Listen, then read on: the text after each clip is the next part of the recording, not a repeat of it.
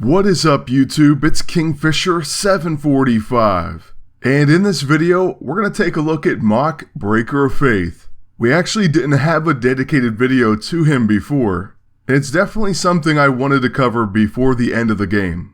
So here is, I guess not technically the final worthy, but the final worthy we're covering, because we already did Greythoth. As for team ups, we're also going to be using some of the newest characters, so we begin with White Tiger. And don't get me wrong, White Tiger could practically take out the entire enemy team herself.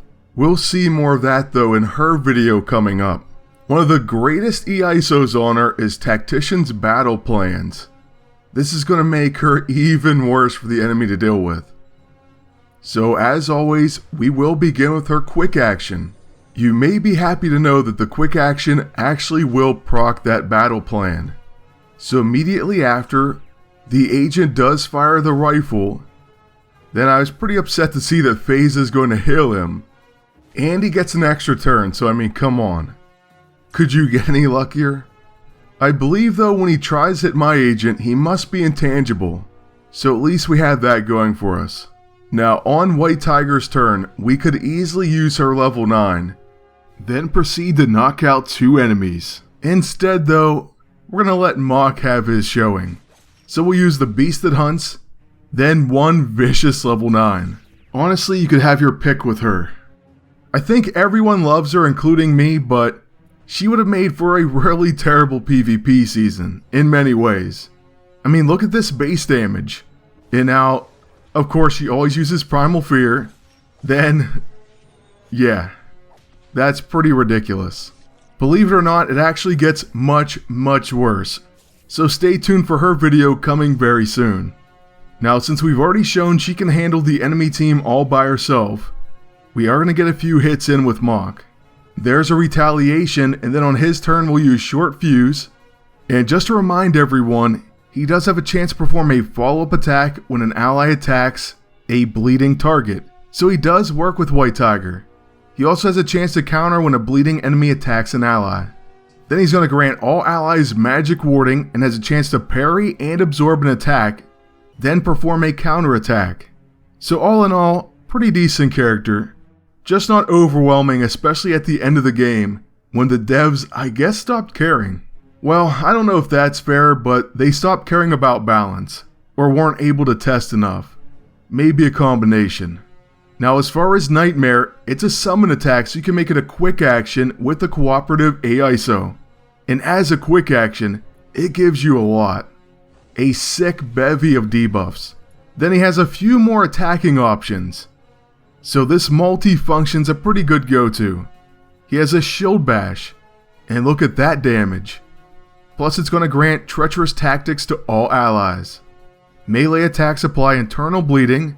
Melee attacks gain hemorrhaging, and perhaps most importantly, taking reduced damage from all attacks. Then we have the worthy Warhammer, and what I like about this is it has Ethereal Strike. So even though I think Phyla may be intangible, we can still get to her.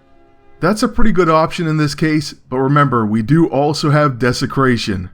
An AoE with guaranteed hit, it removes and prevents resurrection effects while active. Prevents most healing, and it'll cause damage when it's removed. I am going to go with Desecration this time because I'm very interested to see what happens with this particular enemy's combination. Then just to let you know, we are using the latest set, so we have that free action Radiant Shield. Pretty awesome free action. Then we have our quick action. That's going to be the Cosmic Queller. And we will go ahead and use that next. I also have the Golden Sextant, which is phenomenal with this team, especially White Tiger. But we'll let that sit for now. Finally, I'm going to use the Cosmic Decimator on Cloak and Dagger. Because of the way this set functions, you're going to follow it up with a Terminating Javelin, and that actually knocks C&D out. So back to Phyla's turn. Alright, well she does use Triage, and White Tiger has to recharge. So very annoying, and she's still intangible. Like I said, we have Ethereal Strike on the worthy Warhammer, so we do let her have it. And it does decent damage. Then of course, my agent has the unavoidable EISO, so after using the Golden Sextant, we can attack with that Cosmic Decimator, and it should easily knock her out. So there it is, and I guarantee this team would work, especially in PvP, if for nothing else because of White Tiger in the set. But I think Mokk's a decent team up too. He does bring some things to the table. Now for this next match, we decided to use him with Phyla-Vell, who also has internal bleeding. Then of course on her level 9, she also has exploits bleeds, so they do have some things in common, and can feed off each other a bit.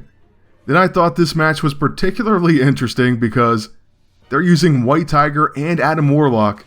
Oddly enough, the two characters I put in on defense as well. Just kind of messing around. And I thought it was funny that this guy had the same team. So this should be interesting. They're going to be very formidable. Trust me on that. White Tiger has us especially scared, so we do want to try to knock her out. She's going to spam Primal Fear as well. But we'll use Radiant Shield, then the Cosmic Queller, and hopefully she stops doing that, at least long enough for us to attack. But our final goal is going to be to use the Cosmic Decimator on her and to get that follow-up. So let's let her have everything we've got. It also would do very nice damage on the rest of the team. Okay, and she tries to hit us first. Fortunately she misses, and our shot does the same. So does the follow-up. I gotta admit, that's pretty frustrating. A huge letdown. And now who knows, she may take us out. Okay, so on her turn we try to interrupt her, but missed the hit yet again. So is White Tiger impossible to hit? I don't even know at this point. There goes another Primal Fear, it just keeps proccing over and over.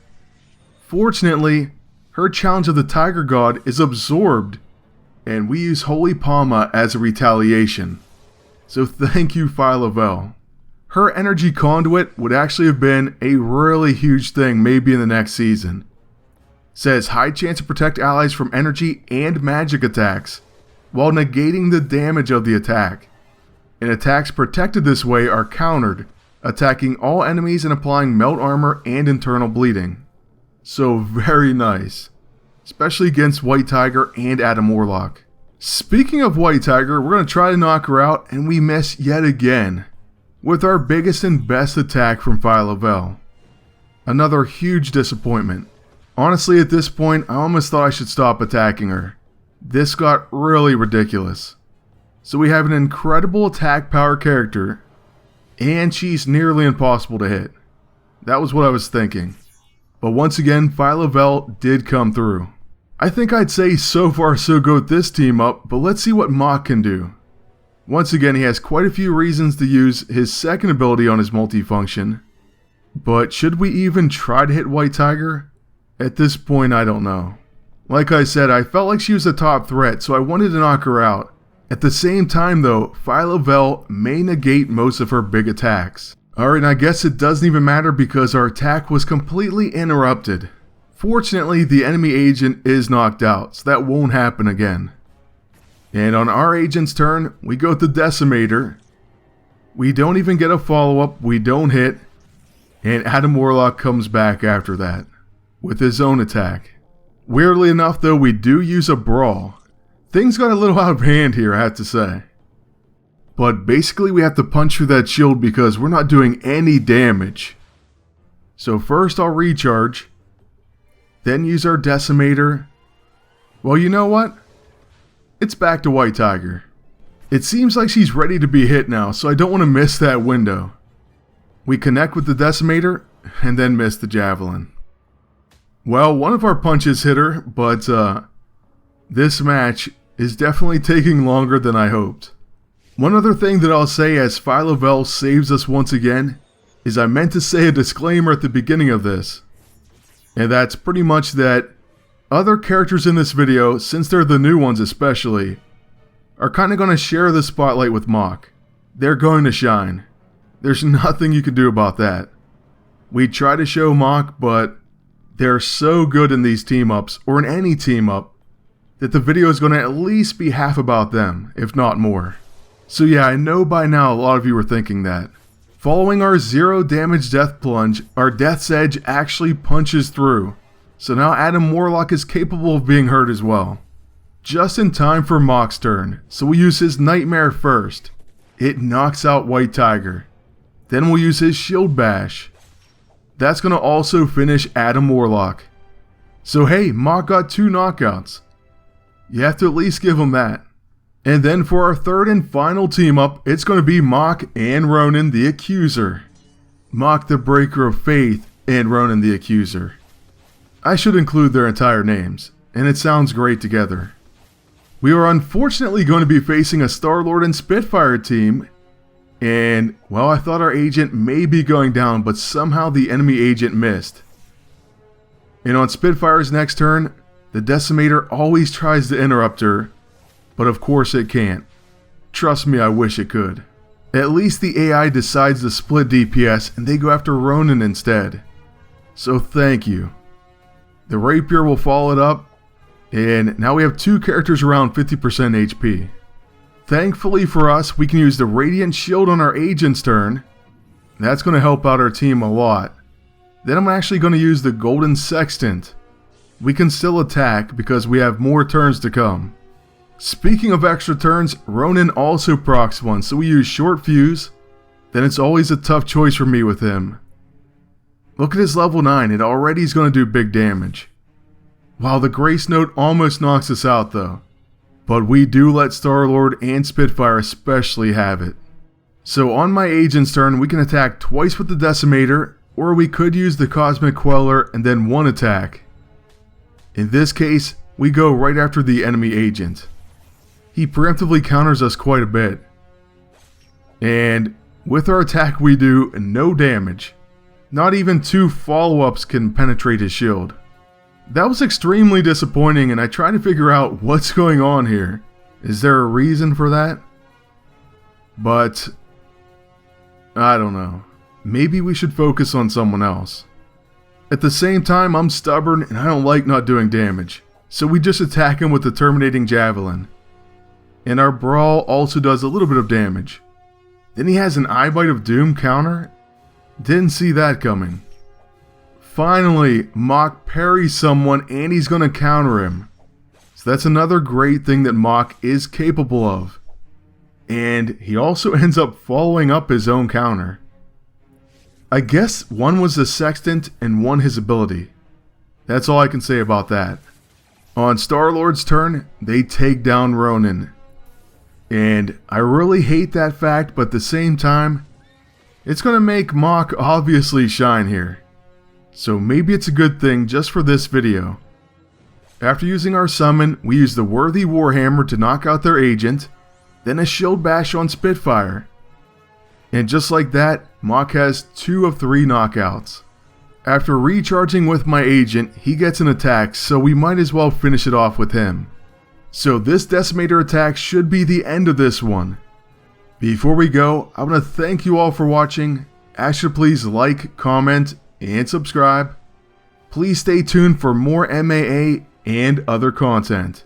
I'm working on a channel trailer and it's going to explain basically my vision for the future. So I hope you check that out. Please stop back, and as always, good luck and take care.